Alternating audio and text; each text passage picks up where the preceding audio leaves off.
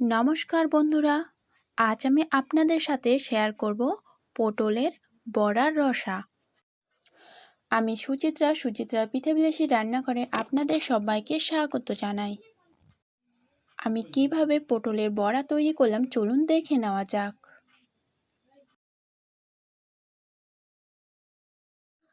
আজ আমি যে পটলের বড়া তৈরি করব তাতে কিন্তু ডালেরও ব্যবহার আছে, তাই আমি সর্বপ্রথম নিয়ে নিলাম 1 কাপ ডাল আর ডালটাকে ভালো করে ধুয়ে মোটামুটি আধা ঘন্টার জন্য ভিজিয়ে রেখে দিলাম। পটলের বড়া বানানোর জন্য তো লাগবে পটল, তার জন্য আমি নিয়ে নিলাম বেশ কিছুটা পরিমাণে পটল। আর পটলগুলোর হালকা করে কেটে ভালো করে চোকাগুলো হালকা হালকা করে ছিলে নিতে হবে।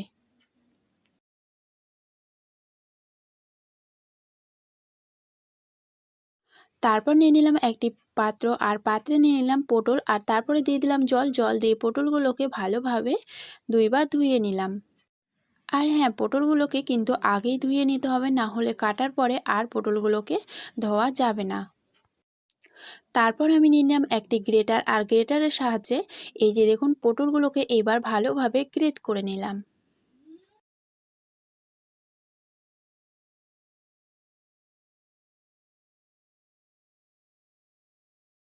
একই রকমভাবে বাকি পটলগুলোকেও গ্রেট করে নিলাম। এই যে দেখুন ডালগুলো প্রায় এখন সব কটায় অনেকটাই ভিজে গেছে, তার জন্য একটি শিল নোড়াতে আমি এবার ডালগুলোকে ভালোভাবে বেটে নেব। আর হ্যাঁ, আপনারা চাইলে মিক্সচার গ্রাইন্ডারতেও গ্রেট করে নিতে পারেন।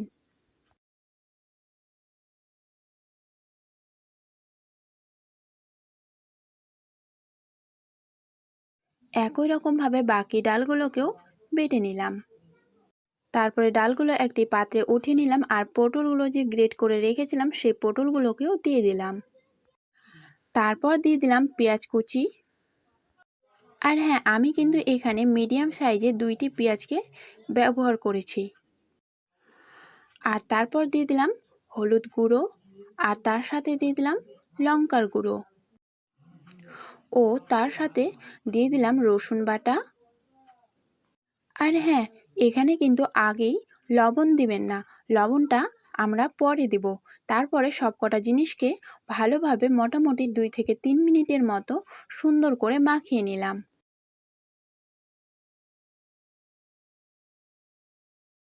এখন মাখানো হয়ে গেছে, তার জন্য আমি দিয়ে দিলাম স্বাদ অনুসারে লবণ। লবণটা দেওয়ার পরে আবারও হালকা করে সুন্দর করে সবকটা জিনিসকে মাখিয়ে নিলাম। তারপর চলে গেলাম আমরা রান্নাঘরে আর মাটির উনুনে কড়াই বসিয়ে নিলাম আর তাতে দিয়ে দিলাম সর্ষের তেল।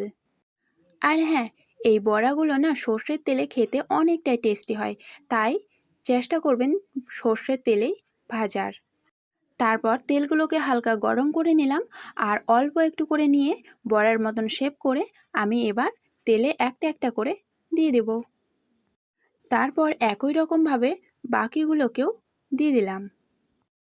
সবগুলোকে দিয়ে দেওয়ার পরে আমি 5 মিনিট পর্যন্ত ভেজে নিলাম। তারপরে আলতোভাবে একটি একটি করে খুন্তির সাহায্যে উল্টিয়ে দিলাম।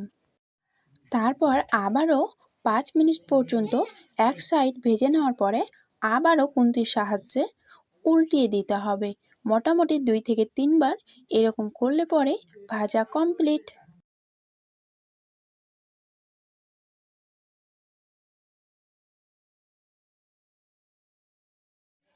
আর এখন প্রায় অনেকটাই ভাজা হয়ে গেছে, এই যে দেখুন অনেকটাই লালচে লালচে হয়ে এসেছে।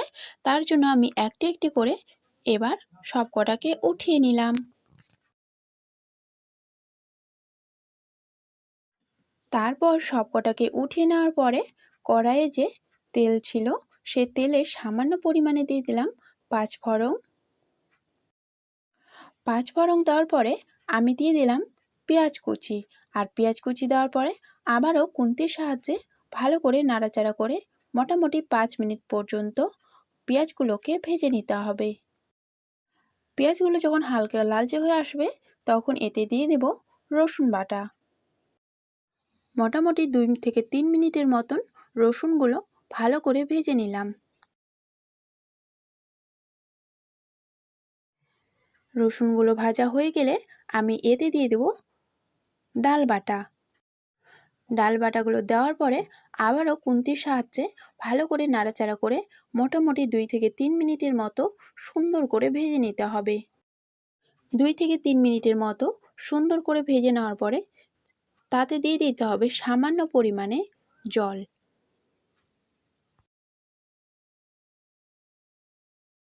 আমি কিন্তু এখানে খুব বেশি জলের ব্যবহার করব না, মোটামুটি 1 পোয়ার সমান জল দিয়ে দিলাম।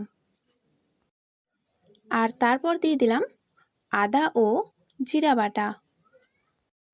তারপর এতে দিয়ে দেব সর্ষে ও পোস্ত বাটা দিয়ে দিলাম। আর তারপর দিয়ে দিলাম 1 চামচ হলুদ গুঁড়ো, তার সাথে দিয়ে দিলাম স্বাদ অনুসারে লবণ, তার সাথে দিয়ে দিলাম হাফ চামচ কাশ্মীরি লঙ্কার গুঁড়ো, আর তার সাথে দিয়ে দিলাম লঙ্কার গুঁড়ো হাফ চামচ। সবকটা জিনিসকে দিয়ে দেওয়া হয়ে গেলে আমি এতে ভালো করে একটি খুন্তির সাহায্যে নাড়াচাড়া করে নেব। এবার এগুলোকে মোটামুটি 5 থেকে 6 মিনিটের মতো জাল দিয়ে সুন্দর করে কষিয়ে নিতে হবে।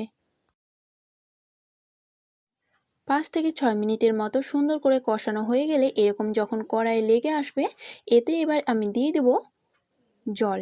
মোটামুটি আমি 1 থেকে হাফ গ্লাসের সমান জল দেব।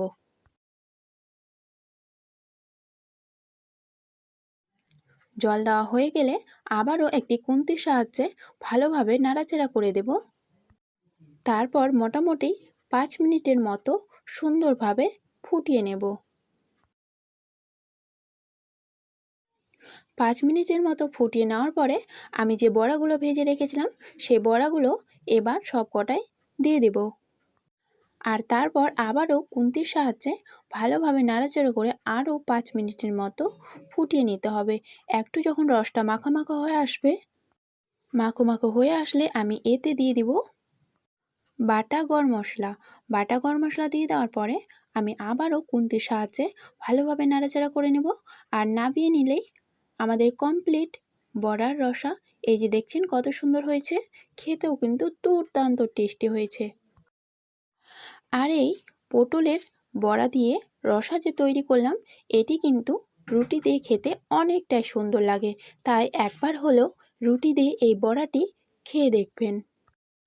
আমার ভিডিওটি দেখে যদি আপনাদের ভালো লাগে একটি লাইক করে দেবেন ও চ্যানেলটিকে সাবস্ক্রাইব করে পাশে থাকার অনুরোধ রইল। আর হ্যাঁ, আমার ভিডিওটি যদি ফেসবুক পেজ থেকে দেখে থাকেন, পেজটিকে ফলো করে পাশে থাকার অনুরোধ রইল। নমস্কার।